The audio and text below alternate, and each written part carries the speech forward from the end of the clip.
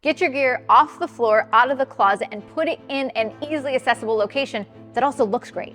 I'm Lindsay Adler, and my secret to studio organization is the float wall mount system. This allows me to mount a variety of modifier strobes and other tools to my wall, which saves me time, keeps me organized, and helps me look professional. This system gives you a lot of versatility. Now, there's a couple different ways you can approach this. You can actually mount the system into the wall and go for a more permanent solution. But if you're like me and you struggle a little bit with committing, like mounting something into the wall permanently stresses you out, we actually have a solution for that as well.